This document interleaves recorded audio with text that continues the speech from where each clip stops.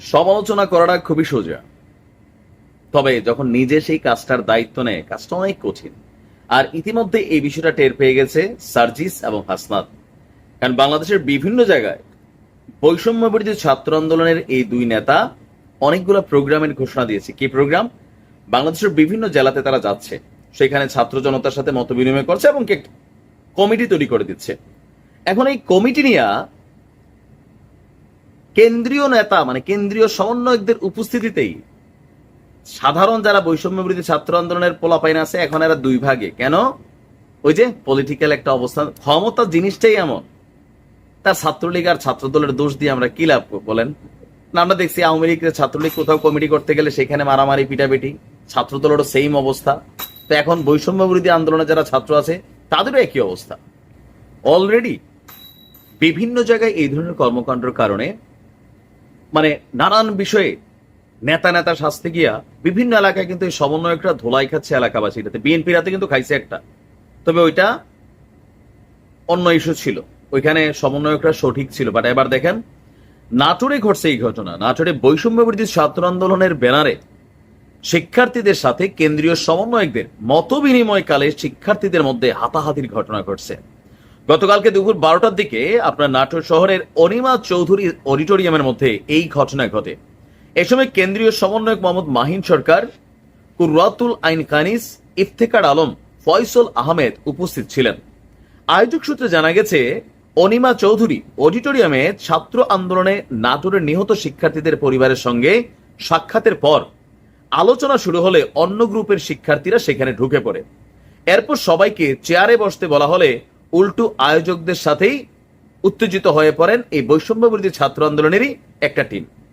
এক পর্যায়ে এটা নিয়ে কথা কাটাকাটি, তারপরে দুই গ্রুপের মধ্যে হাতাহাতি শুরু হলে উত্তেজনা ছড়িয়ে পড়ে। এই সময় কেন্দ্রীয় সমন্বয়করা সবাইকে শান্ত হওয়ার আহ্বান জানিয়ে ব্যর্থ হয়।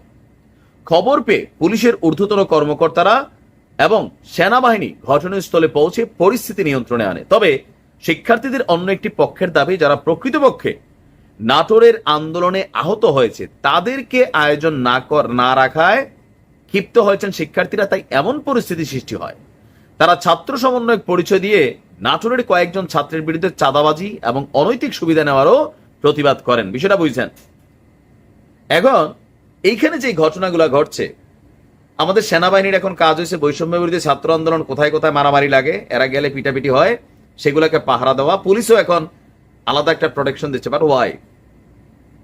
উপদেষ্টা মানে এগুলো তো ভাই আবার তেলবাজি শুরু হয়েছে। আওয়ামী লীগের সময় প্রশাসনের এই ধরনের তেলবাজি ছিল। ওয়াই? এরা আন্দোলন করবে সাধারণ মানুষের মতন, এরা তো কোনো সরকারি ডিপার্টমেন্ট না, সরকারি কোনো পদ পদবি বা রাষ্ট্রীয় কোনো ক্যারেক্টার না, নেতা। এটা আলাদা জায়গা, কিন্তু রাষ্ট্রীয় প্রটোকল দেওয়া হবে, সেনাবাহিনী দৌড় দিয়ে চলে যাবে। কেন ভাই? ডক্টর ইউনূস সাহেব কিন্তু বলছেন মন খুল্লা সমালোচনা করেন, ওইটাই করতেছি।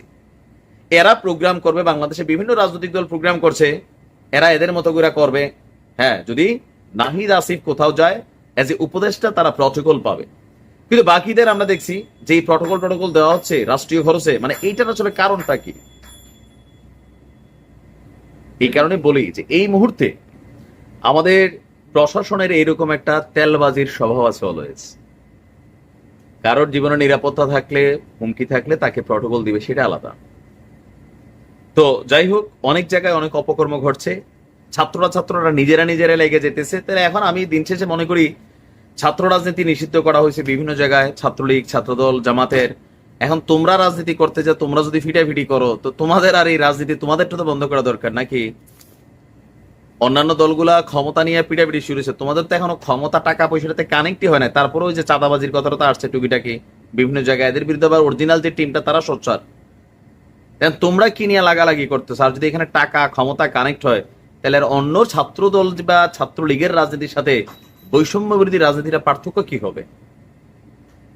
এখন মূল সমন্বয়করা করে না, বাকিরা করে দুই চার জায়গায়। এখন বাকিদের দোষটাই তো মূল টিমের উপরে আসে, তাই না?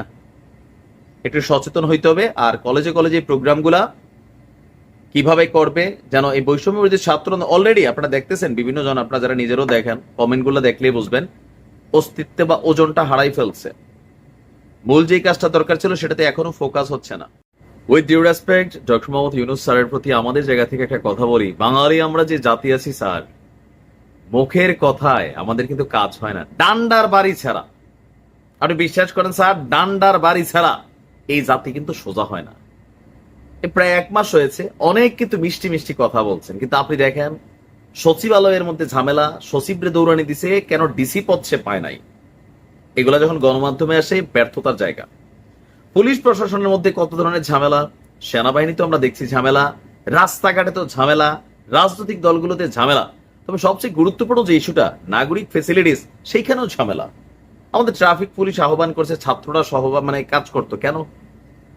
আচ্ছা, সেগুলো নয়তো করলো ঐচ্ছিক কি বলে যে একটা কর্মকাণ্ড হিসাবে, কিন্তু এই যে ঢাকা শহরের বিভিন্ন জায়গায় কর্মসূচিগুলো নিয়ে আপনি যে রিকোয়েস্টটা করছেন, আমার মনে হয় যে রিকোয়েস্ট করার সুযোগ নেই, অর্ডার। সেনাবাহিনীকে একটু পাওয়ার দেন স্যার, ডান্ডা মেরে ঠান্ডা করবে, দরকার আছে, রাষ্ট্রটা তো চালাইতে হবে।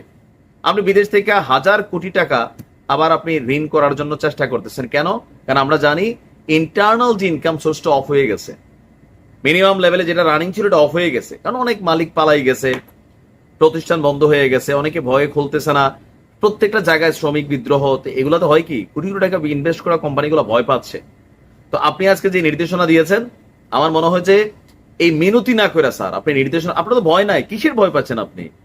জনগণ আপনার সাথে আছে, আপনি জাস্ট হচ্ছে সুপ্রিম পাওয়ারটা নেন প্রয়োজন রাষ্ট্রপতি থেকে, নিয়ে ডাইরেক্ট অর্ডার করেন যে মিনতি অনেক টনেক হয়েছে, ইটস টাইম টু অ্যাকশন। এখন আমাদের ইউনূস সাহেব তিনি গতকালকে জাতির উদ্দেশ্যে যে ভাষণ দিয়েছেন, সেই ভাষণের মধ্যে কর্মসূচি, যে ঘেরাও কর্মসূচি, ঢাকা চলো কর্মসূচি, এই কর্মসূচি বিরক্ত। এর আগে যখন সচিবালয়ের ঘটনা ঘটলো, আইন হলো কি যে এইসব এলাকায় করা যাবে না। এখন কালকে তিনি তার জাতির উদ্দেশ্যে বক্তব্যে বলছেন, আইন শৃঙ্খলা পরিস্থিতি উন্নতির জন্য আমরা দিনরাত পরিশ্রম করে যাচ্ছি। যেসব ভাই বোনেরা তাদের গত 16 বছরের বেদনা জানিয়ে তার প্রতিকার পাওয়ার জন্য আমার অফিস এবং সচিবালয় অফিসের সমূহের সামনে প্রতিদিন ঘেরাও কর্মসূচি দিয়ে কাজ করতেন, আমার আহ্বানে সাড়া দিয়ে সেইখান থেকে সরে গেছেন, কিন্তু অন্যত্র আবার তাদের কর্মসূচি আপনারা দিচ্ছেন, এতে জনগণের যাতায়াতে ব্যাঘাত হচ্ছে, নানান ধরনের ডিস্টারবেন্স হচ্ছে, এমনকি মাঝে মাঝে অনেক জায়গায় আইন শৃঙ্খলা পরিস্থিতির অবনতি হচ্ছে। তো ইউনূস সাহেব বলছেন যে আমি কথা দিচ্ছি আপনাদের ন্যায্য আবেদনের কথা আমি ভুলব না, আমরা সকল অন্যায়ের প্রতিকারের জন্য ওয়াদাবদ্ধ, আমরা আমাদের দায়িত্বকালে যতটুকু সম্ভব সমাধানের চেষ্টা করব। আমি আবারও অনুরোধ করছি আপনারা যাতায়াতে ব্যাঘাত সৃষ্টি থেকে বিরত থাকুন, জাতি আপনাদের প্রতি কৃতজ্ঞ থাকবে। এখন এই যে সুন্দর কথা, এই সুন্দর কথায় কি বাঙালি জাতির কাজ হয়? সোরের জাতি আমরা, এই জাতি আমরা মনে করি যে শেখ হাসিনা দুর্নীতিবাজ বা তারেক জিয়া দুর্নীতিবাজ, কিন্তু আমরা চায়ের মধ্যে যে লিকার কম দেই সেটাতে মনে করি রাষ্ট্রের আর কি ক্ষতি হইল, এটা আমরা মনে করি। ফরমালিন দিয়ে কি আর ক্ষতি হইল? ভিক্ষুক পর্যন্ত চলন্ত গাড়িতে 100 টাকা নোটটা দিলে বাংতি দিচ্ছে যেই দেখে সিগন্যাল আছে দৌড় দিয়ে পালাই যায়, এইটার কি ক্ষতি হইলো 100 জনের 100 টাকা? এই যে চরিত্র আমাদের মিশে গেছে, এই চরিত্রের মানুষই আমরা স্যার। সো রাষ্ট্রকে ব্যালেন্স করার জন্য আইন শৃঙ্খলা পরিস্থিতি আসলেই কিন্তু খুবই ফালতু অবস্থায় আছে, পুলিশ ভয় পাচ্ছে। তো পুলিশ যদি ভয় পায়, ছাত্ররা দায়িত্ব নিচ্ছে, তখন একজন আইন শৃঙ্খলা বাহিনীর সদস্যরা দেখলে মানুষ যেভাবে মানে, ছাত্র টু ছাত্রকে এগুলা মানে? আন্দোলনের সময় দেখাও ছিল না, কেউ আওয়ামী লীগের এসে এখানে ঢুকতেছে, বিএনপির ঢুকতেছে, অন্য দলের ঢুকতেছে, অরিজিনালও আছে, অরিজিনালের ভিতরে কেউ আছে একটু টাকা পয়সা কামাতে চায়, মালপানি, নানানভাবে ডিস্টারবেন্স হচ্ছে। প্রশাসনকে শতভাগ অ্যাক্টিভ না করা পর্যন্ত পৃথিবীর কোন দেশে আইনের শাসন সুপ্রতিষ্ঠিত, আইনের শাসন হইতে তো বহুত মানুষ মরে যাচ্ছে, বহুত জনের বাড়িগুলো লুটপাট হয়ে যাচ্ছে, হত্যা হয়ে যাচ্ছে। স্যার এগুলা মিষ্টি কথা কাজ হবে না, আপনার ভয়ের কিছু নাই। আপনি সেনাবাহিনীর একটু পাওয়ার দিয়ে 1 মাসের লেগে দিয়ে দেয়, দেখবেন সব তারের মতো সোজা। সেনাবাহিনী জানে হাউ টু ডিল উইথ বাঙালি। আমরা এত সভ্য জাতি না স্যার যে আপনারা এই স্মার্ট কথাগুলা এই জাতি মাইনা নিবে। ধান্দা দেখলে আপনারও গাইলে তারা লেট করবে না, এটাই বাস্তবতা।